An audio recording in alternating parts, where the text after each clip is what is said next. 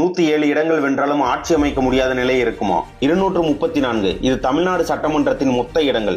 ஆட்சி அமைக்க வேண்டுமென்றால் 118 இடங்கள் தேவை. இதுவே பெரும்பான்மை, இதுவே அதிகாரம். இப்போது ஒரு கட்சி 107 இடங்கள் வென்றிருக்கிறது. கேள்வி எளிது, அவர்கள் ஆட்சி அமைக்க முடியுமா? பதில், முடியாது. 107 என்பது 118 எட்டவில்லை.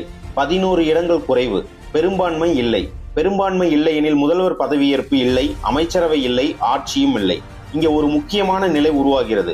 யாருக்கும் முழு பெரும்பான்மை இல்லை என்றால், யாராலும் தனியாக ஆட்சி அமைக்க முடியவில்லை என்றால், இந்த நிலையே தொங்கு சட்டமன்றம் என்று அழைக்கப்படுகிறது. எளிமையாக சொன்னால், ஒரு சட்டமன்றத்தில் 100 இடங்கள் இருந்தால் ஆட்சி அமைக்க 51 இடங்கள் தேவை. ஆனால் யாருக்கும் 51 இடங்கள் கிடைக்கவில்லை என்றால் அதுதான் தொங்கு சட்டமன்றம். இந்த நிலை வந்தால் ஒரே கட்சி ஆட்சி அமைக்க முடியாது.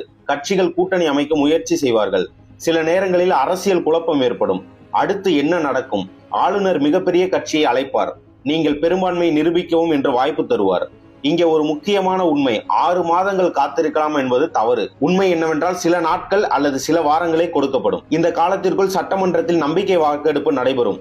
யாரிடம் 118 ஆதரவு இருக்கிறதோ அவர்களே ஆட்சி அமைப்பார்கள். ஆதரவு கிடைக்கவில்லை என்றால் அடுத்த கட்சிக்கு வாய்ப்பு கொடுக்கப்படும் அல்லது கூட்டணிக்கு முயற்சி செய்வார்கள். இன்னும் யாராலும் ஆட்சி அமைக்க முடியவில்லை என்றால் தொங்கு சட்டமன்ற நிலை தொடரும். இப்போது ஜனாதிபதி ஆட்சி அமலுக்கு வரும்.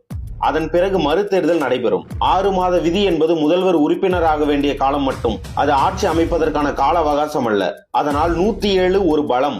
ஆனால் 118 தான் ஆட்சியை தீர்மானிக்கும்.